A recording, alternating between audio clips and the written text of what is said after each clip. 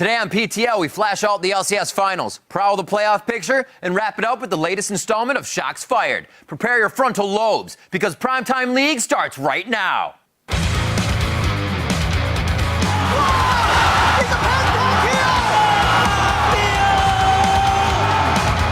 And it looks like they are going to be able to take Game 5, the reverse sweep for Cloud9. The Unicorns of Love prove that unicorns do exist. Hello and welcome to PrimeTime League. I am Rivington Bislin III still, and here with Joshua Jat Leesman, we've come down with a very strong case of playoff fever. Yeah, that is right, Riv. There's a lot of stuff. The LMS wrapped up their playoffs on Sunday. The Chinese teams are in the midst of their quarterfinals, and Korea will start up round one of their postseason gameplay on Friday. Meanwhile, in North America and Europe, the LCS heads into the finals this weekend, so playoff fever might be an understatement. It's so good. Whatever it is, it sounds like the only cure is more games. Let's do it. All right, so let's start things up over in the LMS, where they recently crowned a spring split champion after 3 days of matches, and it all came down to a battle between the first place Flash Wolves and the fourth place AHQ Esports Club, with the winner heading to the mid-season invitational. And nobody expected AHQ to make it back in here, except maybe Westor, because that guy is always a self-confident player right here. Roster changes for AHQ coming into these playoffs, but Game 1 does not start off well. It does not. Karsa very happy. You could even see him bobbing up and down on the screen before they got the kill, and it started things off pretty well for them. Yeah, the Rek'Sai getting the Dragon right there. 4 kills to 1 already in this fight, and you can see Westor trying to make a play on Karthus, but he can't quite get in on the Flash Wolves here. Yeah, Flash Wolves pressuring the Dragon with great results on this one. It looked pretty bad in the beginning, but they're able to come up with the cleanup here. Yeah, NL, with a sliver of health, just wrecks people at the end of that fight. And it was kind of a somewhat slower game here, 10 kills to 6:30 minutes in, but Flash Wolves were pressuring turrets throughout. Yeah, Albus, even the tanks have to get a little wary at this point. Oof. He gets crushed down. The support Nautilus, you figure he could stand in the front. Not this time. Yeah, all that turret pushing led to a nice victory Game 1 for the Flash Wolves. And they would head into Game 2, trying to start things off with a 10-minute TP bop. AHQ says nope. Yeah, the classic Westor Twisted Fate right there. Cooldown boots is his first item, so he can get more ultimates off. Well, he controlled the map this game. Well, it was just 4 minutes later, Jad. It looked to be in trouble, but Ziv's Hecarim completely changes this one. Whoop. Yeah, he shoots them back into there. Westor as well, and Sivir provided a surprising amount of AoE in these team fights. Obviously, with that cooldown reduction, he gets out more and more gold cards, stuns down onto Maple. See you later.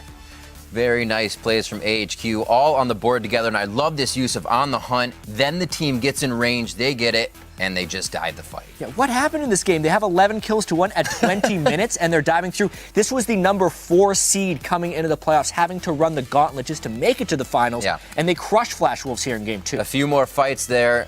Zvi doing his own thing in the base, and they're able to come back and help him. Yeah, Game 3, Mountain was John Gragas, Westor had Zed. It was a snowballed game, and that brought us to Game 4 right here, where Swordark gets caught out. We jump in 17 minutes. Flash Wolves, the superior wards and crab control, but they still lose this fight. Yeah, tons of tanks here on HQ. They bring the Urgot as the AD carry, and Ann really got going here. 6-1. And the fight's not over. Oh, Ziv, perfect time to gnar out on that one. Called him V earlier, but it's easy. They're going, Westor pops it up, still making the plays from the mid lane. He comes up with another one on the Fizz. Yeah, Morellonomicon on Fizz. No one really plays Fizz mid anymore except for Westor. Except for Westor, indeed. 20 minutes into this, just a few minutes later after that, AHQ completely asserting their dominance here. Such a good gnar. Even though the Sejuani cult came in, it was too little, too late. Yeah. Could you believe it? Flash Wolves was about to be knocked out of MSI. Absolutely crazy. AHQ coming through, cleaning things up. The mid-season invitational was in their sights the entire time, and that's what they had on their mind. More importantly, the LMS championship, especially for a team that hadn't really looked that great during the regular season. A whole new team here in the playoffs. 36 kills by the end of that game. Absolutely crazy stuff. Congrats to AHQ Esports Club. And now for a closer look at the LMS spring season and some expert insight. Joining us on PrimeTime League is Garena caster Clement. And what is up, Clement? Hi, Jet. Nice to see you guys again. We have to talk about AHQ's run through the playoffs, because prior to the playoff run, they had a combined 2-7 record against the opponents they faced, with one of those wins actually being a forfeit win against the Yowie Flash Wolves. So how did they actually go on this miracle run, in your opinion? Well, you have to look at two factors. Number one is their roster swap. This AHQ isn't the same squad that they played in the regular season. They brought on Mountain at the jungle position and moved Albus down to the support. Green Tea, who a lot of viewers might remember last year for landing the game-winning hook on Name, actually moved to the coaching staff position. After their finals win, AHQ West Store said that he wanted to thank Green Tea the most for their wins, since that objective voice in the back really told him how to improve. The second reason is that you have to look at the 5.6 patch. Previously in the regular season, we were playing on 5.4. On 5.6, they were able to play a lot of bruiser, brawling team comps that fit their fighting style. They called their squad the Fatso Squad, and they moved around the map in a huge blob of HP that nobody could take down. Yeah, that's pretty crazy that they had a roster swap that actually worked out. Green Tea is one name people remember. Westor is another name that people really remember from Worlds last year. How did he do during this run? Well, Westor really improved himself in terms of champion pools. He took back some of those Season 2 champions he was known for, like Twisted Fate, like Karthus. And in this teamfight scenario, a lot of the difference was made by Westor because he could always reach the enemy AD while they couldn't reach their own AD. And talking about AD carries, we have to talk about Ann. Ann is really the new centerpiece of this AHQ squad. He has been in the top 15 Korean ladder for most of this season, and we knew he was a dominant laner. But his teamfight presence kind of lagged behind. In this playoffs run, AHQ said that they wanted to peel and create space for Ann, and he actually amounted to 4 quadra kills and 1 pentakill. He didn't even have a single quadra kill this entire regular season. Another member we have to talk about is the addition in Mountain. He really embodies what this AHQ squad is about. In your face, always looking to fight. I think the mentality boost he gave to AHQ was enormous, and the enemy team just couldn't match up to that persistence. Yeah, it's like night and day, the difference between the AHQ team in the regular season and in the playoffs. But you kind of have to ask now that they are the representative for MSI from the LMS region. Are they the best team in the LMS, or was it just a miracle playoff run on a good patch? Well, I think if you look at the overall performance, a lot of the other teams weren't able to play their style because of the new patch. AHQ really was the first team to figure it all out. And in terms of execution, I think they really played out of their minds. If you took away the AHQ tag, you really couldn't tell them from another Korean team. However, it hasn't been seen how well they will match up against teams that have figured this patch out. Yeah, well, thank you very much, Clement. We will definitely check in with you again before the next before MSI. Sure thing, Jet. Yeah. Thanks again. And now, actually, I need to rejoin Riv as we take a look at the semifinal action over in Europe, where the teams clash to determine who would head to the finals. And in Europe, third place H2K took on the second place Fnatic, who were looking to continue their string of 5 straight final appearances. It was going to be tough, however, because H2K, with their late split surge, was not going to give up very easy. Yeah, Prawley, coach of the split as well. Huni, rookie of the split, clashing against each other. Heavy bans on him early on in this game, but H2K, Kasing turns that gank around early. Nice job, Hjarnan, throwing down the Sivir ult to kite a little bit, and they get what they want. Kasing as well here. Boop! Right on both Yellow Star and Steel. Yeah, Ottawamne actually with the little mini Shen taunt that ended up setting them up for here. And one thing about this is Huni's top lane Lee Sin was largely ineffective in game 1. He could run away for a while, but they'll still get you. Yeah, he was still pretty big. I'm surprised they actually got him here too. He was a little sad that he went down. He thought he was making it out, but that was kind of just the story of game 1. What would happen as we moved on? We didn't think Huni would pick Lee Sin again. It seemed largely useless, but out of nowhere, where'd this guy come from? Lee Sin kick. Lee Sin kick indeed. Huni with the teleport there. Fnatic start to show some benefits of that Lee Sin pick, but could they carry that to the win? Yeah, well, Steelback and Feb Event had other things to say as well. In typical Fnatic fashion, they try objective control here to force a team fight, but it's all about how they flank around with their highly mobile team comp right here. Everyone jumping in for some key moments. Lulex trying to steal that one. Fnatic getting a fight that they wanted, a great power spike in the game, and they start to clean up nicely. Yeah, Steelback, a little worrisome in this fight. He dashed forward to kill the support with Ryu in tow, but he was not punished for it. Yellow Star keeps everyone alive, and they pick up a nice triple kill for Steelback. You figured those two would have made it out alive, but they stayed for the fight. Why, guys? Why? Yeah, Feb Event also got a little bit fed in this game. A little bit. If Whoa, we didn't don't blink. Oh, dear. That's when you know the game is over. He had an Abyssal Scepter, too, to try and live longer. Yeah, absolutely crazy. Fnatic would come out strong, and they started to show a little bit of that communication that Yellow Star has in the series. Yeah, Game 3 did go over to H2K. Woo. It was a third game in a row where the Lee Sin was picked in the top lane, but Game 4, they switch it up to the Vladimir. And we see that was Ryu going down in the mid lane to start things off here, which meant Febivin got going, which meant things weren't going to be good for H2K. Yeah, Huni did not have the best start to the game, a little bit behind in farm, but then he picked it up later, coming in later for that team fight, being able to go into a pool of blood, so Kissing could not lock him down.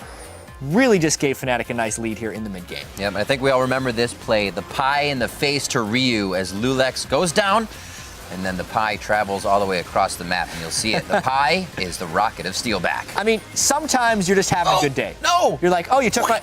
What? There was a kill on the backside. Set it to Game 5. Game 5, indeed. Rainover gets some help from the Razor Beaks on this one. Fnatic, they were on a tear here. Once they found a bit of momentum in this series, they were not going to give up on H2K. Story of this game, Rainover's Rek'Sai. Because honestly, after getting that first blood, he just takes over. Ryu trying to hold the top lane here, but everyone from Fnatic, just the two of them, take him out behind their turret. Oh, Huni going very hard. He goes down, but Rainover still beneficiary of these kills, able to get himself out alive as well. And we'll see that kind of just rinse and repeat. Huni go down, Rainover kills. Early Warriors enchantment, then a Hex Drinker for more damage. He does so much damage at this point in the game. It doesn't look like he should be able to turn these things, but he continues to do so. Watch this. He has the challenging spot on Ryu to get the true damage burn kill. Got him. Takes him down. Huni going to save Rainover. But wait, Huni, no! Oh, Huni. Huni goes down again. Rainover lives, and he gets the kills for that. But look at this. Who in the right mind takes this fight against a full health Gragas? Rainover knows how powerful he was. Exactly. The plays, and he knows that peace of mind, knowing how far he can push himself and where the team is. The communication of Fnatic was able to trounce H2K, even in the strength of the late game surge. Great offseason acquisitions there, sending them back into the finals. And we now have SK versus Unicorns of Love. A lot of people thought this would just fall in the favor of SK, but Unicorns pretty tricky in a best-of-5 series. 1 seed versus a 4 seed. 1 seeds do not lose semifinals in LCS history, but do you believe in Unicorns, Riv? Do you believe in Unicorns? I believe in giving the jungler the first kill. Great job by Hillisang there. Communication and the flash to play there for the gank on Kikis was beautiful. Freddy, your top lane, a little too long as the tank. He's going to go down as UOL goes for the last outer turret. Yes, strategy in game 1 here was target the AD carry forgiven with bans, target Freddy with the rest of their team, and just try and make sure he couldn't become a top lane carry. Unicorns of Love, powerful first game. You only need to hit one of these Kog'Maw ultis because he was fed. Where's this cooldowns? Cooldowns, please. It's just coming off every time he could. Power of Evil's Kog'Maw pick, spicing things up for this game, and you can just see how quickly someone's decimated, out of range of pretty much anybody for safety. Hillisang had an amazing series against Gambit. He started off amazingly here, and then he lands hooks on N-rated. This was so critical in the series, being able to actually get kills on the forgiven N-rated lane in 2v2 situations. They were trying, and Hillisang would make a few of his own blunders there. N-rated would make sure to be a part of helping him go down, and he was the one to be caught now, over and over. Yeah, and we have to talk about the Lee Sin play here from Svenskeren. He was trying to put SK on his back throughout this series whenever he was on Lee Sin. This game 5-1-7. This wasn't even his best Lee Sin game of the series. Absolutely crazy. You wonder what could have happened with this composition had he been at Worlds. We move on to game 3, and he still shows strong. Right now, Freddy getting chased out here as they do what they can to take down the tank. They focused him quite a few times in this game, but why not focus the guy that can carry the game sometimes? Yeah, no flash. He's on Smite TP, and this is kind of a Kill Freddy montage. He was not having it was his turn a to get fun caught time. out. Unicorns of Love's game 3 here was so solid. The Udyr with the Orianna, the move speed that they need. This is the composition that works so well against Gambit, and they just ran people down. Even if they don't land the Dark Binding, someone's going to get them. Rocket from bottom lane, something's going to get them indeed. Just look at those kills coming in. 4-0-2 already. The play tries to be made in the bottom lane, but Vardag says, oh, I'll take 2 more kills. Thank you very much. Oh, poor Forgiven. The Tristana pick did not work out very well for him. Graves and Lucian, of course, banned away. And a deathless game for the Unicorns to take the game. It was crazy. They get excited around the Tsunami, made that play work for them. Here to start this one off, Forgiven, seeming to go a little bit off here in the late game series, making plays he would not in the beginning of the split. Yeah, I mean, it's Hillsong. His hooks were too potent in this, but on the backside of this, hey, how many Sven flashes Skaren. can you use? Sven Skaren picks up a kill, and he did not let up this game. Skill This was shots Sven everywhere. Skaren carry.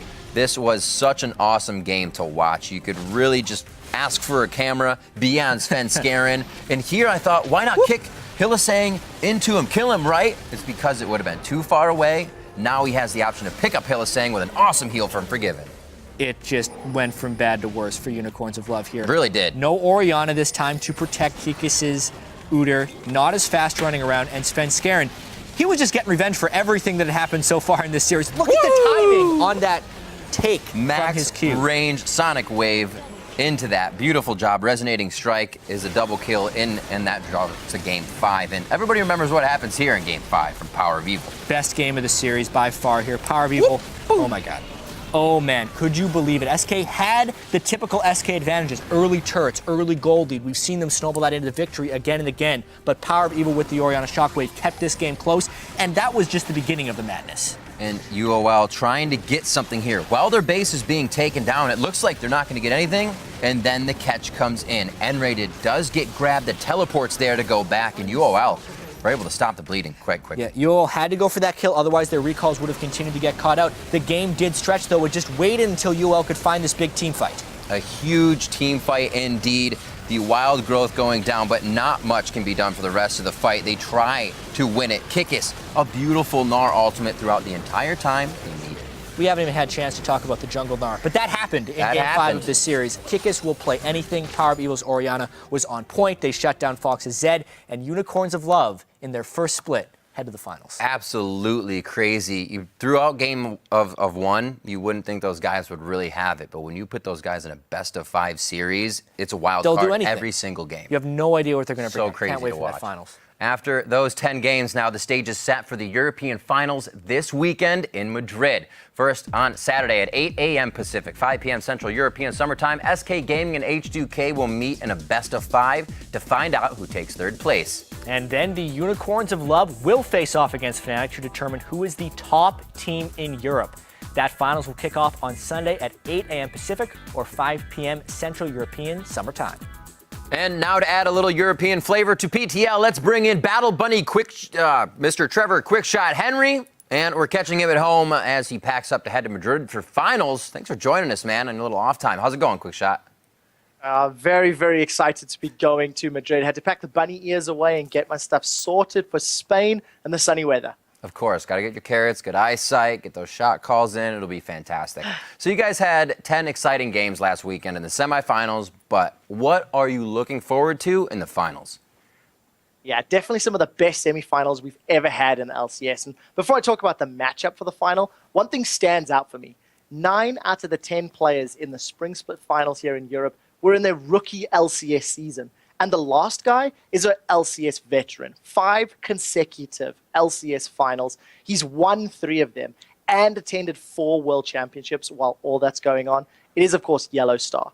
And when playing on the big stage in front of these large audiences, as comfortable as the Unicorns of Love may have been already, I think Fnatic are going to have the edge here. Yellowstar, his leadership and his calling is going to help the team in Madrid to deal with playing with thousands of fans screaming their names. I want to take a look at the matchup in a little more depth. Both of these teams have got an aggressive style at the core, and during the regular season, Fnatic, they had a better KDA, better win-loss, more kills, more assists, higher GPM. Basically, they had everything better than the Unicorns of Love. But the Unicorns of Love were 2-0 up over Fnatic. And if you remember correctly, those games were extremely exciting. The most recent affair, over 60 kills in 35 minutes, and multiple moments where that Nexus just simply didn't die. The interesting thing is, that history starts to change in the playoffs. There's a closer KDA, closer GBM, and you could actually argue that the Unicorns of Love, they grew more than we've seen Fnatic grow, because the Unicorns played passively, patiently, and controlled, which is something they've not been able to do all split long.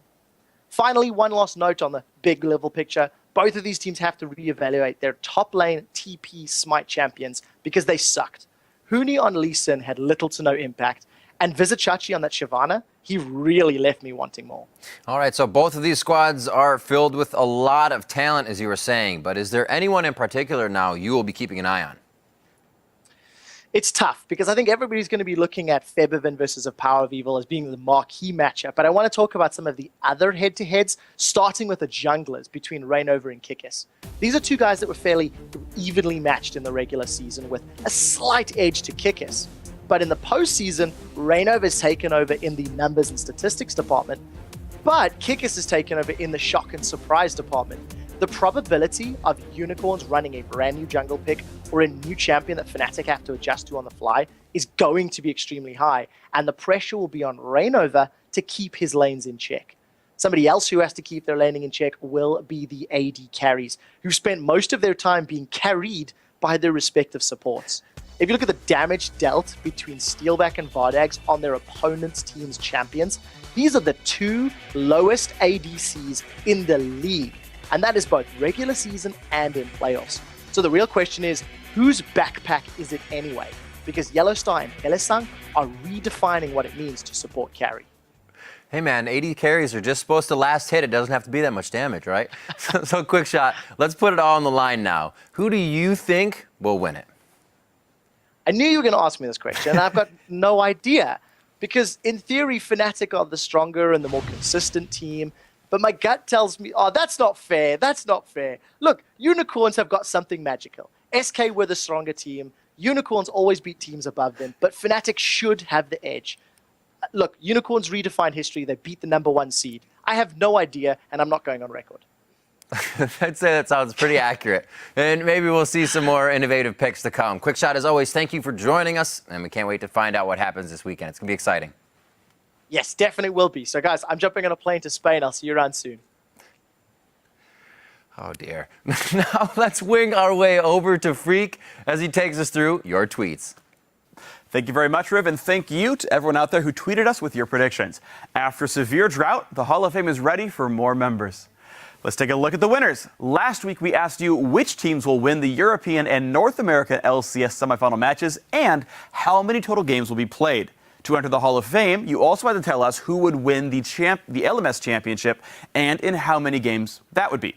The correct answers were Fnatic, Unicorns of Love, Cloud9, and Team Solo Mid in 19 games. The LMS winner was AHQ Esports Club in 4. Drumroll, please. Brrr. Here's who will be joining me, Lustboy, and everyone else in the PTL Hall of Fame. Guys, come on! 2 weeks in a row now. We even made it easier this time. Look, I know AHQ went crazy, but you didn't believe in the Unicorns of Love? Love conquers all. Come on. All right, whatever. In all seriousness, congratulations to AHQ for the monumental victory. Very well played by them, of course. And as usual on PrimeTime League, we're going to give you guys another chance.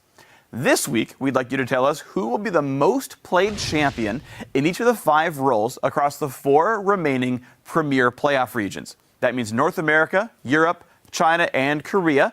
And lucky for you, the LPL have already played 2 quarterfinal matches. So that gives you a slight edge word. For example, my answer would be top lane Sion, jungle Nunu, mid lane Vladimir, AD carry Lucian, and support Janna. Right? All 5 champions got to be named. And to get yourself into the PTL Hall of Fame, you just need to get the question right. No extra constraints at all. Now, I'm not saying it's very easy, but do a little bit of research and you could possibly become a Hall of Famer. So while you throw down with the thumbs, let's check out with Riv and Jat, who have the North American LCS highlights. Thank you, Phreak. And big sorry about that whole Hall of Fame snafu. Keep trying, though. I'm sure you'll make it in someday. So let's turn our focus now to the NALCS and our first semifinal match where Piglet and 6th place Liquid took on 2nd place Cloud9 in a battle for the finals. Could Liquid do it? Coulda, shoulda, woulda. Well, they came in real hot after that 3-0 of Counter Logic Gaming, and they were looking to keep the momentum going. Piglet, he says, whoever wins the first game of the series usually will take the whole series. Yeah. And, well, I will dominate. And Phoenix start off well. You got to start throwing punches early if you want to be the one that wins. And they start getting a few of those hits onto Cloud9. A good kill there onto Lemon. But Piglet kind of got a little too comfortable this game, and plays like this showed that. Well, he knew he could get the kill, and he did that thing. Oh, I forgot Morgana had bind. That's right. The nice bind from Lemon Nation turns these kills around and gives a little bit back to Cloud9. But honestly, Piglet, when he has the strength to do that to the enemy AD carry, you know Team Liquid's in a good place. I think the fact that he was looking much more comfortable made the fans happy, made the team happy, and still, you can see there's the comfort once again. 5 Dragons on Team Liquid in that game one. Story of that game. Piglet was fed. Very strong start for Team Liquid. Top lane focus was the name of the game for C9 here, but Quas had other things in mind. He will fight valiantly until the last second. This last hit, as he hits 6, stays in lane for the minion, gets that first. Not only knocking back Sejuani with his E, but then to hit level 6 by hitting a minion So and crazy. just pull everything off to actually turn that gank around was huge. And Phoenix would not die. And the Azir pick here, all the way back in maybe week 1 has been since he brought this out, and it definitely gave Cloud9 some trouble. And you could tell Cloud9 hadn't played against Azir in a while. Yeah. The way they could not play around that Azir wall. Phoenix also just commanding the max ranges of that guy so well. By the way, Quas wants to go through. He's like, I'm out of range. Oh, there's the cavalry. There's Quas. He comes in, grabs that one, and even more Azir plays here. The Quadra for Phoenix in this clustered fight. I mean, it doesn't look like there's much damage here for them. It's just Phoenix and a cow, but Phoenix kills everybody. In that choke point is the most dangerous place to fight Azir pretty much on the entire map. Crazy. A quadra kill right there. That took the game for Team Liquid. It did, and they were hoping to stay away from the reverse sweep. Couldn't have that curse, so they tried to start off slow. Slow was exactly what Cloud9 wanted, and they took control. I mean, we know that Team Liquid loves those Lulu compositions, protect the Piglet. It's one of their most effective things. But Piglet died in lane, Sneaky got ahead, and Team Liquid could never get to that point where they win team fights. Watch how Piglet is ineffective because he's the only damage source. Yep, with minds wearing and fingers tiring here, C9 continue to grab advantages in this game. Dominate getting caught there, started and escalated that one. And you see around the map as Paul's doing what he can to be a nuisance here. Cloud9's focusing on the objectives. Yeah, they're going for Baron right here. They're trying to zone Owl dominate off, and it's mainly the strength of the double AD carries from Cloud9 outpacing the strength of the protected Piglet, mainly because of that 15,000 gold. You can see the damage coming through from both sides. And they still want to fight here. I'm sure this is an immediate regret after this happens, but taking that fight on the Baroned up Cloud9, kind of going for broke there for Team Liquid. Yeah, and Cloud9 keeps their season alive. They with do that win. indeed. Their chance at the finals, but they had to win 3 games in a row. That was what's in front of them. Piglet, though, gets focused yet again. And again, early for Cloud9. How often do they let up a lead? And they pressure advantages very well. They start there again, making sure Piglet gets hit. Yeah, still a relatively close game. 6,000 gold at this point. Balls teleports in. It looks like it was way too early. Team Liquid said, all right, we can take this kill. Or could they? Or could we? Not with Balls ulting in the middle of the fight, mitigating all that damage and causing so much chaos. The backline's free to fire, and that's exactly what they do on the front line of Team Liquid. Yeah, momentum full stop after this because Cloud9 takes 2 games in a row to force this game 5. You can see high, pretty powerful. Did manage to finish off I Will Dominate. That Corki was his best pick this series. It was time for game 5. Something he had to go back to. We even talked to him after. He seemed pretty happy about it. He's like, I should have just played it before. Going into game 5, the level 1 was a clear indication that Cloud9 was still ready for anything. Yeah, Lemon Nation, level 1 on Nautilus being an absolute nuisance, which ends up causing this fight. And if you watch closely, you can see the exact moment where Meteos becomes Super Saiyan. Right there. He didn't have to dye his hair again. It just happened for him. They pick up so many good kills there, and especially in such a long series, how do you come back from that? You don't. There's the Basically, nexus. Team Liquid tried to fight back that game. They had a few moments, but the 3 kills and the advantage that gave Balls in lane was too much. And the race for the finals continued in the second series as 4th place Impulse hoped to dethrone Team Solo Mid and head to the title match. And game 1 started off pretty well. Xiao picking up the Orianna onto Bjergsen's Urgot, and Rush with the Nunu had some nice counter jungling and ganks in game 1. It did scare me that Xiao went back to the Ori, but he definitely showed up on it this game. The ults were there, and so was Rush a lot of the time. Yeah, Rush had a really good game 1 on Nunu right here, just bodying Dyrus in his own jungle right there. Get away! Flashing over to try he's to all right now, isn't he? Nope, Flash, throw snowball at the back of your head. If Rush didn't want to give that kill over Xiao, he would have soloed Dyrus right on under the Nunu turret. right Absolutely. He would have kept going. More plays to be had, and this kind of shows the strength here where Impulse came out in game 1, zeroed out. Bye-bye, Bjergsen. Yeah, they had impeccable dragon control throughout the first game. So they were at 5 dragons at that point, empowering that shockwave with some extra ability power, but man, did that thing hurt. The Rush Nunu was just too much, but the second game, Santorin, he wanted his own jungle back, and he wasn't having any of that early game nonsense. He read the counter jungle from Rush. Because Santorin secured Gromp, it gave him level 3, which meant Rush was screwed. Screwed indeed. Here getting picked up nicely, giving that back over to Santorin. He gets his double buffs, and he's smiling. We might see that smile again. There were a lot of smiles for Santorin this game because basically when Nunu falls behind, he loses the map pressure, and TSM was all about getting picks this game. Impulse needed to get into teams with the Karthus, and TSM just never let that happen. Losing map pressure, losing vision, and TSM are able to capitalize very big on that.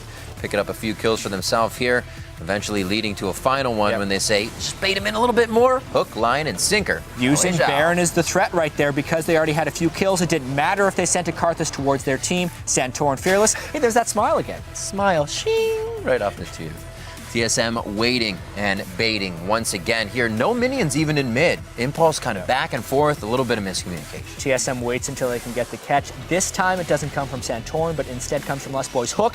Once that lands, Huzzah! It's go time. It's go time indeed. And again, Xiao getting bumped around, pushed around, never in the middle, always on the back line, and still Zanya's only for Santorin. Nothing could really be done in offense. It was a nice ult from Impact, but shut down immediately. Could have been a good fight for Impulse if they did not get caught, and if Santorin didn't do such a great job zoning Xiao. But because TSM played that properly, nice win. So tough to get around that Gragas. Xiao would try to go for the global pressure here coming out into game 3, so TSM brought the party to the mid lane. He just wanted to throw that red card at Lust Boy. There was Santorin right behind him. Red cards do not remove players from games in League of Legends. I'm sorry, man. Doesn't work. This really hurt Impulse at the start of this game. This was supposed to be their bread and butter composition. Rush on Lee Sin, Xiao and Twisted Fate, but TSM just got the upper hand early. Very, very early. So much roaming coming in. Dyrus as well teleporting in as soon as he can, every time he could really this time, so TSM wouldn't lose pressure and could always keep the fights going. At this point, it was just Rush dying again and again. This was, oh no, this was so painful. That's the type of death that makes you not want to play Lee Sin again. Very, very true. You second guess a little bit. Here, more plays as Adrian tries to come in, and it looks good at first, but nobody was really focused in Wild Turtle. He gets time to go for the free fire. Yeah, it would have been a nice gank by Rush, but because Wild Turtle picked up the first blood gold, it's beneficial for him. Wild Turtle will trade a kill for a death early on in the game. That gave him the gold to pick up Trinity Force for this 17-minute fight in the jungle. I think Wild Turtle trade a kill for a game or any time in the game. Yeah. See what they can do on this one. It was all about Dyrus teleporting in, but nobody being able to touch Turtle again. We're looking at the bottom, tries to kill him with the Kog'Maw, flashes on, didn't need to do that, but he was trying to get the Penta, which was just so close. Impulse took some interesting fights in this game. Rush was out of mana, so was the Kog'Maw, and it was the backdoor sweep there. 3-0 after the first loss. TSM moves on to yet another finals. And what a finals that will be. And now that the semifinals are complete, the North American Spring Split finals are ready to go. So let's check out the bracket. The matches will begin on Saturday with a third place bout between Team Impulse and Team Liquid, immediately after the European LCS concludes their third place games. Then on Sunday, Team Solo Mid faces Cloud9 in a battle royale where the winner will be crowned the North American Spring Split champion. That best of 5 will begin right after the Unicorns of Love face Fnatic. And if you are in the Los Angeles area, come join us for the games this weekend. We'll have an outdoor viewing party on both Saturday and Sunday, complete with giant screens, food trucks, cosplay, and much, much more. Maybe even yourself. We're even adding an outdoor analyst desk to get in on some of the action ourselves. So head over to lolesports.com/tickets where you can find all the details. And if you can't make it to the finals in Los Angeles, check out one of the viewing parties happening around the country. Parties are being hosted in Seattle, Chicago, New York City, and DC, with many more listed over on lolesports.com/VP. So be sure to check the details out and find out how to host a viewing party of your own. For now, we're going to send it over to Jat for a special PhD Finals edition of League of Learning.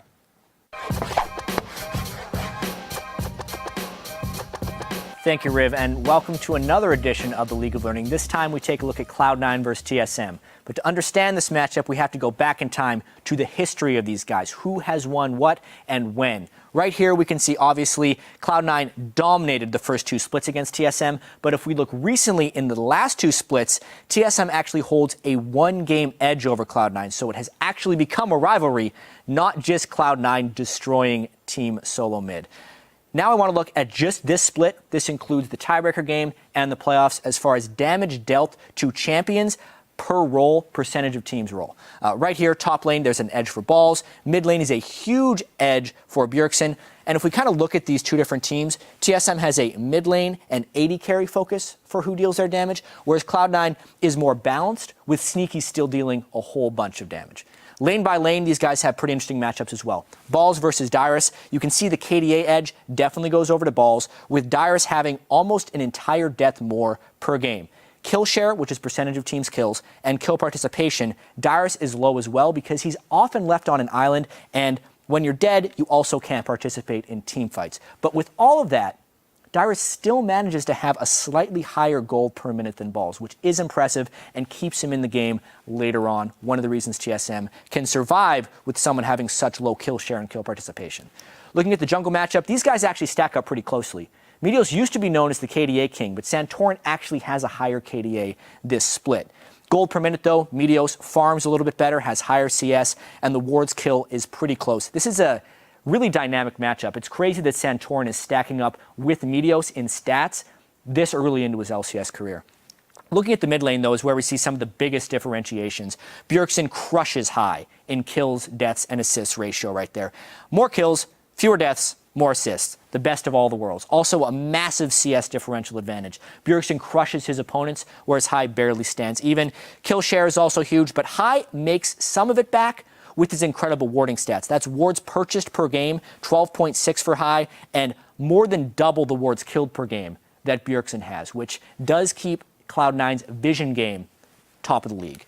Looking at 80 carry position as well, these are living up to their name, the two main carries for both of these teams. Sneaky, a better KDA ratio, but Wild Turtle, more kills, more deaths, and more assists, so action points, as I like to call them. CS, though, Sneaky holds it. Kill share and kill participation, these guys are incredibly close because they are carries for their team. Very, very good players on both sides. We look at supports, and they're also very close, with Lustboy holding the edge in most of the support-specific categories. Earlier, we saw the team damage. That's where Elimination has a slight edge on Lustboy, but most of these do edge just barely over to Lustboy for TSM. Looking at the series as a whole, though, top lane, gold per minute goes to Dyrus, KDA goes to Balls. Down the road, the biggest differentiation point is the mid lane here, where High just has vision on Bjergsen, but Bjergsen has everything else.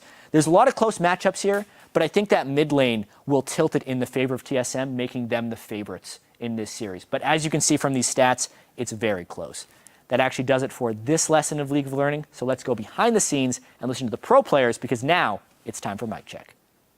Let's go to my Morgana too. Let's go to my Morgana. Shut up. Hey, let's go to my Morgana. You're AD carry. You can't play Morgana. Today, no holo holo, no nom nom nom, no. You know, I'm really famous or nothing like this. I have to think about that. The Danish flag fell from the sky during a war in like the 1600s. And then we won. It empowered us. Oh, okay. Yeah. TSM! It's fine, guys. We will get late game, okay? Don't chill. Don't worry. It's fine. It's only one best of 5. It's fine, guys. It's just the first game, okay? It's fine. Yeah. Marry that girl. Marry her anywhere. Shut up, Zhao Zhao. Wow, why are you gonna be so rude? You can be so rude. Don't you know you meant to? Final, guys. Calm down. Yeah. After game, we can jump into the air. we can everything. Please don't throw. Please don't get caught. I got Lucian. Okay, we can Baron. Yo, come here. Run, boss. Run, boss. Good job, boss. They're going on me. Are you okay? Maybe not. I think I can get a lot of damage. Sever's not here yet. I'm looking to Homeguard TP soon. Okay, yeah, Homeguard TP on this. I'm doing it, dude. Yeah, you can win this so hard.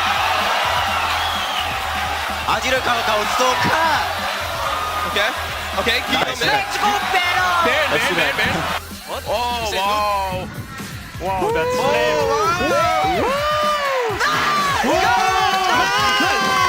Is that destroying? How much amount? I can't dodge that. Set, nice. Rexa is dead. Rexa. Shimana is dead too. Corki!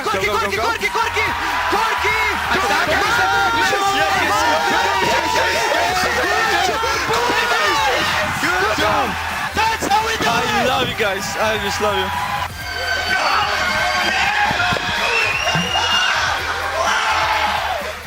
Make sure you wait after the game to jump into the air. It's really important you don't jump while in the middle of it, and then you're going to Nobody throw. Nobody throw. Please don't get caught. We're up like 10K gold at 20 minutes, please. That'd be such a heartbreaking Game 5 to lose. One of the worst probably ever.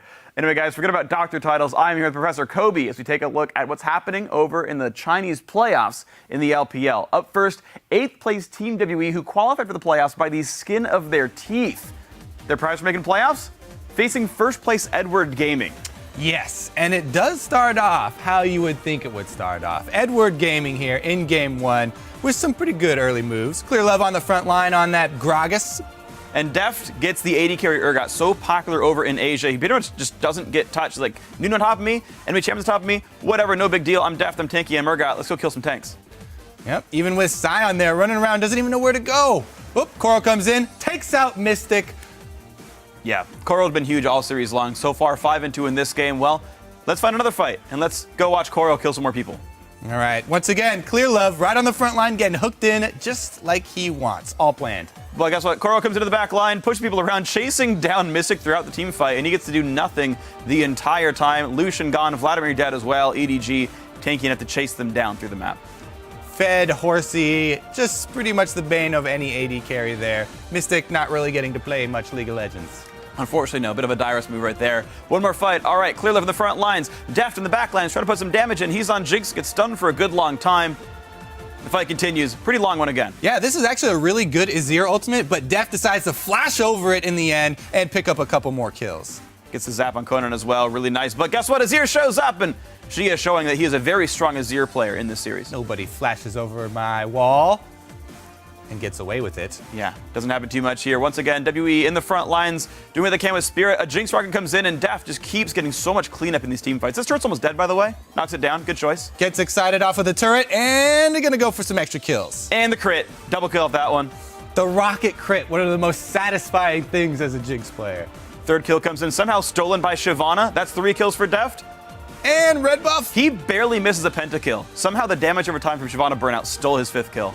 QQ. All right, but Spirit's got something to say. Yes, EDG start out 2-0, but Spirit gonna take on everybody by himself. Yep, zap, flame chompers, and a bit of damage from Morgana, but that's 1 kill. Sick javelin. Spirit's gonna be like, yeah, I can kill Coral.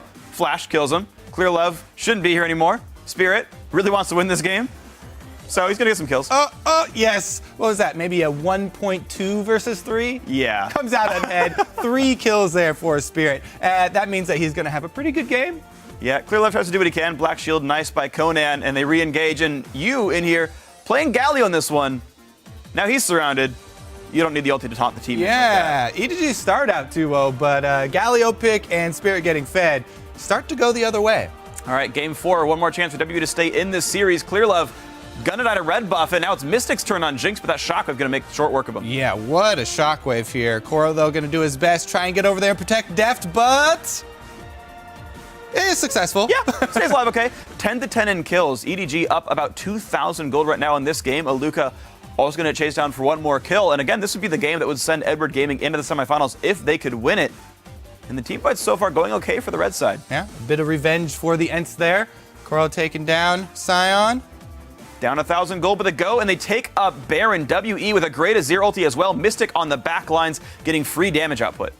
Oh, and now they're on the run here. Once again, Jinx fed, has Blood Boil, has double buffs. Let's see him chase down. Slowly kills tanks as Maokai just is not taking damage right now, but Mystic finally gets a little bit through, and yeah, Aluka also on the dead Sion helping quite a bit as well. Yeah, he's got Black Shield on top of everything, so Mystic, nice cleanup there. Wow, EDG on the brink of getting reverse swept. Phreak, turn on the bat signal. We need a hero. We need Pawn, and Pawn is playing Cassin. He blind picked it in the mid lane, and good start. First blood.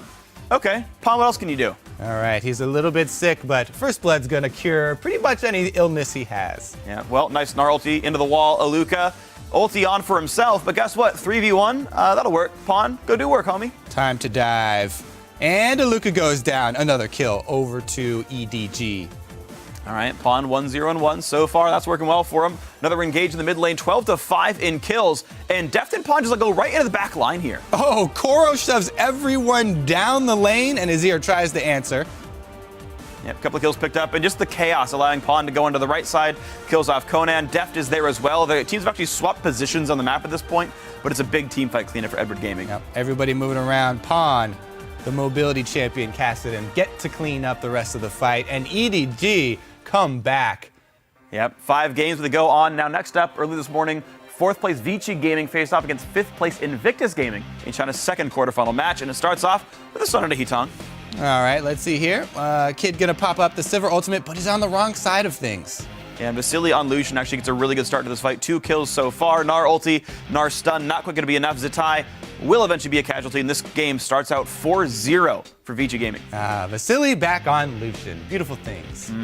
Another fight in the jungle. This one takes a long time to go down. Dandy starts with a red buff steal. Zitai in the front line tries to buy some time, but here comes Carrie's Rumble. Ultimate. Yeah, zones him out, and no one can help Zitai's stun. Nautilus ult buys even more time. Still a lot of just damage coming out from this Lucian. Slowly but surely, Invictus Gaming lose more and more members. Mata with the Janna ultimate splitting people in 4 different directions there. Looks like Dandy gonna help knock down Rookie and everyone else. Another triple kill for Dandy. So game 1, so far so good. Vici Gaming looking pretty nice. Invictus though, they want to fire back. Rookie getting chased down. Oh, somebody help me, please, please. Where's my team? Oh, there's my team.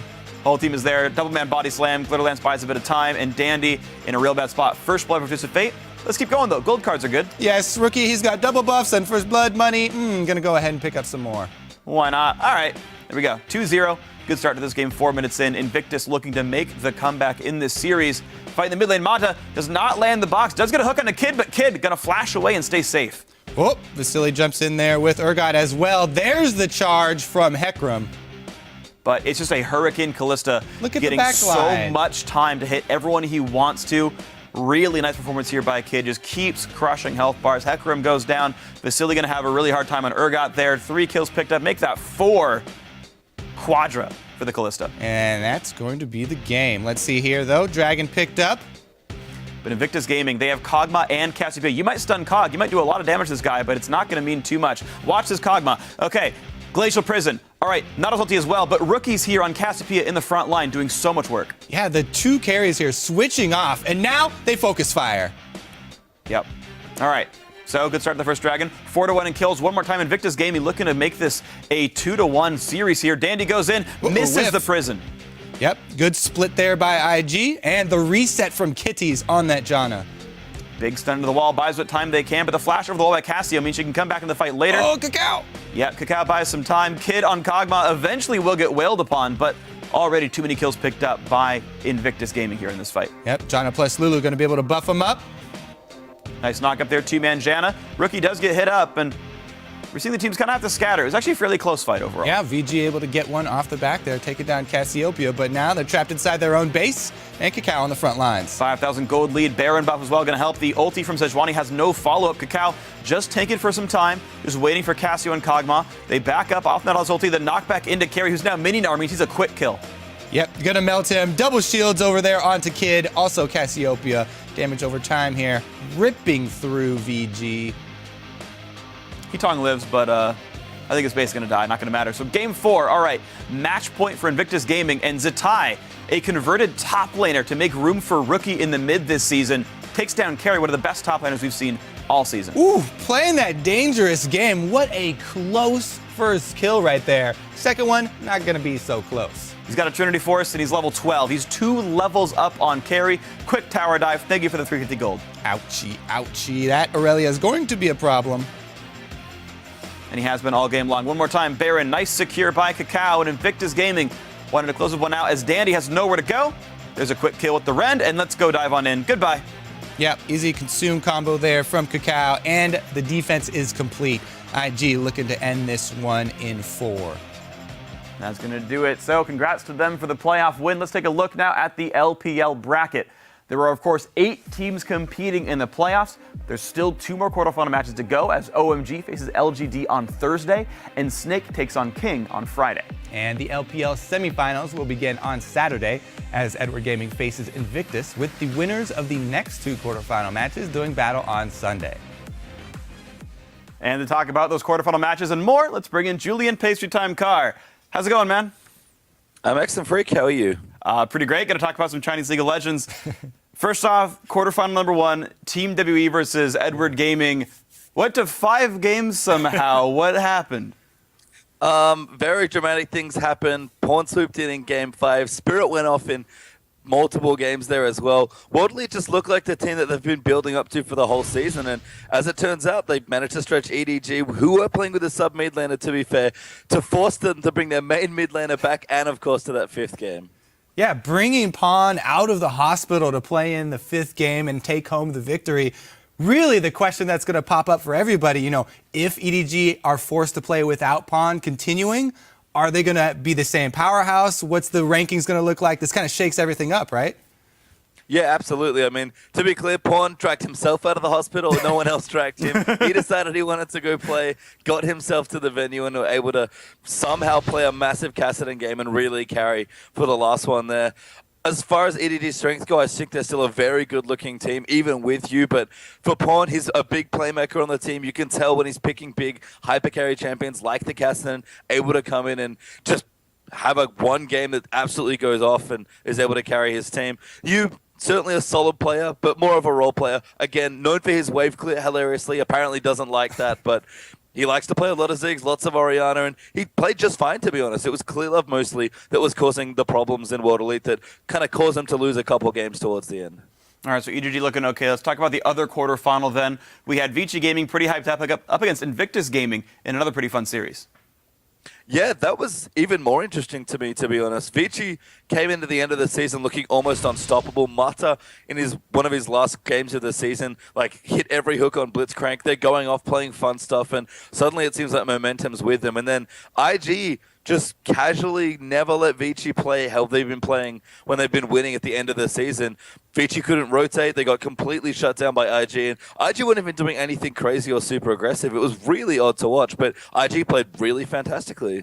All right, so moving forward with IG, who are your main players to watch? Because it's an interesting combination. They have these really long-time standing Chinese pros, Ziztai and Kid, combined with these Koreans that they brought over that are really big powerhouses. It's still the Koreans for IG that you guys want to watch as well. Kakao and Rookie are always the forward-facing members of that team, and when they go big, the team looks fantastic. Kid's a great player. Zatai's coming into his own in the role as well, kind of going away from the Fizz Karthus, which he can still play in the top lane, and just being more of a role player in the top. Played Aurelia in their final game, which was surprising for us as well. I mean, when Rookie goes off, though, he looks great, and Kakao, he's most at home in the enemy jungle. All right, so very strong teams, of course, in the quarterfinals right now. Some strong teams in the semis as well. 6 teams left in the playoffs. Next time we talk to you, it'll be the finals. So who are the 2 teams in the finals going to be? Don't lie to me either. I think everyone expects it to be EDG OMG. That's the classic LPL final showdown. Although Name is this time absent, of course. Although there's a pretty decent AD carry playing instead of him in Deft. I personally think it might just be Snake. Snake are a really crazy team. They've had a great season. They can certainly upset LGD in the quarterfinals, and I think they're going to have a good semi as well. For me, it's OMG Snake, but I think everyone expects the classic OMG EDG. All right, well, that's going to be a whole bunch of fun. Pastry, thank you very much for joining us. We'll see you before the finals. No worries. Thanks, freaking Kobe. I'll talk to you later. See you, man. All right, so we're done with China. We're going to send it over to Jat and Riv as they take us to Korea. Thanks, guys. You both smell terrific. Now we have to touch on the Korean LCK, which wrapped up their regular season on Saturday, and one of the premier matches was between the first place GE Tigers and second place SKT. This was one that everybody wanted to watch and even stay up late for if you had to over here, Nene. And a potential preview of the finals that may happen in the LCK because they are the top 2 seeds, locked in before this one, but definite bragging rights on the line. This acquisition of Tom, a lot of people liked it. You might have questioned it here, but it was all a ruse. Yeah, they say he's the sub for this team, but the way he performs, you really have to question whether they should be keeping him long term. Yeah. His Nunu and his tank play has just been immaculate throughout. Really helping the team get control of the map here again, right into the fight, controlling it. A beautiful ultimate from Janna to push Gorilla out, and they just looked great this game. Yeah, really like this team comp from SKT. They had a lot of protection for the Sivir and the Rumble just to bring the magic damage and keep GE Tigers honest. But because of the support and the control they had in team fights, they had great target selection and the ability to run down people. Like, you just denied Smeb an entire perfect Gnar fight and somehow got around it. These guys were on point here in game 1. a very happy Tom there. Yeah, I mean, you can see Kuro has a good Azir knockback, but there's so much mobility on Bang right there and so much protection that even when he gets smacked into a wall, he stays alive. Yeah, that was actually Bang on the screen, to correct myself, and he's still going crazy on your screen. Smeb in the back line trying to hold it down.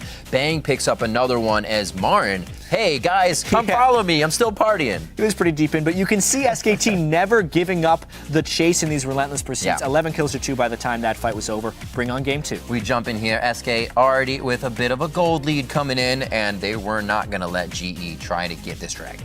Yeah, I love what Tom did here on Sejuani, knowing that Nunu has the secure potential. No one hits the dragon, and he gets rid of Nunu before taking the dragon. Very nicely done. So much control, and SKT get to this fight and clean up this fight. Yeah, carried by Tom, but the rest of the team behind him right there, landing that beautiful ultimate on Sejuani. 5,000 gold lead now. GE Tigers, though, going for another dragon, gets stolen away. Stolen by Tom. The Arctic Assault into the Smite, and they just go crazy. Forced engaged here. SKT claps nicely to clean this one up.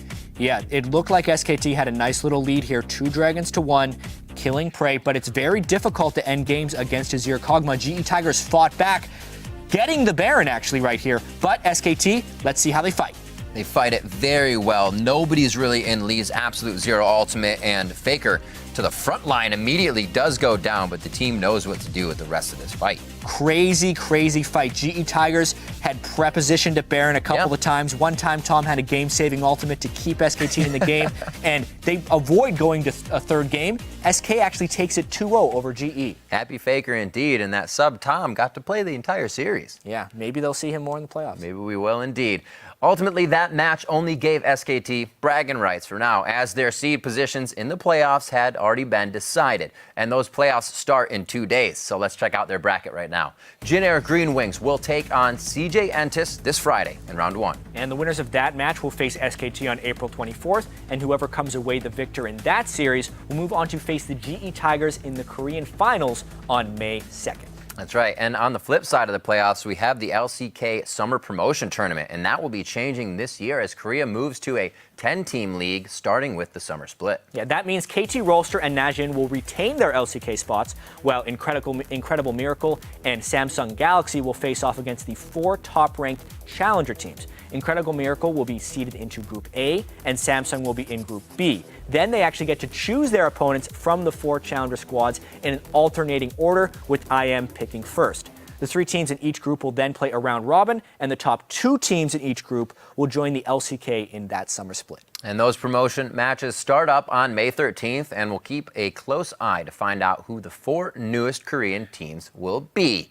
And while playoff fever continues to burn, that means we've been seeing a lot of incredible plays around the world. Yeah, so let's check out the top 5, or as the LMS Spring Split champion AD carry, and can now call it the Penta. That's right, rumbling in at number 5, Wards Win Games. Oh, it's the old Samsung brush hide. He saw Bliss come in. Oh, he saw everyone come in.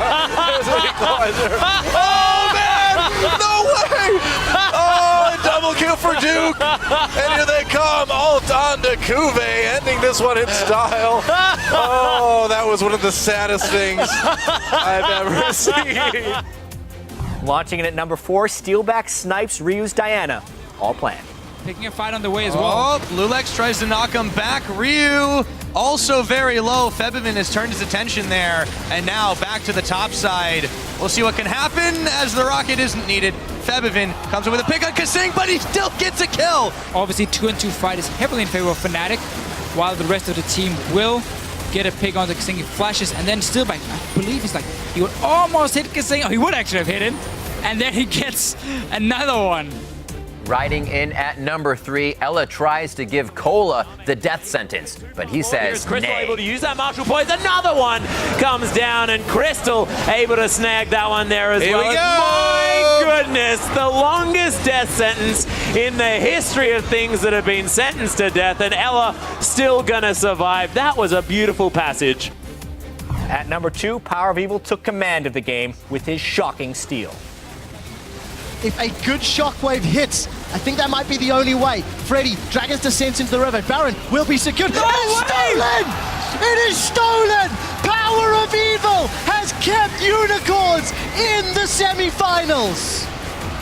There are no words. How? There were 2 smites available. I can't believe that just happened.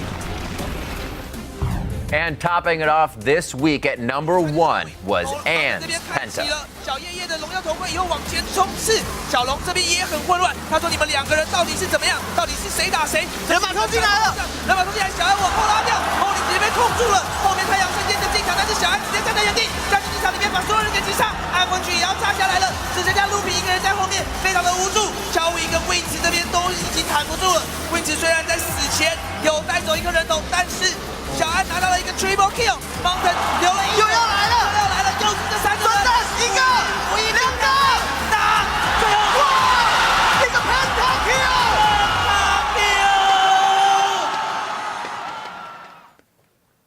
What an honor to die on your Penta.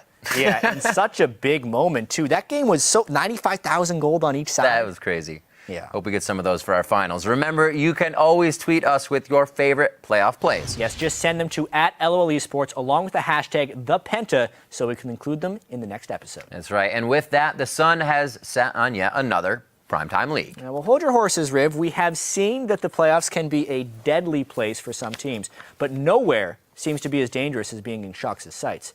You can see what I mean in our last hit.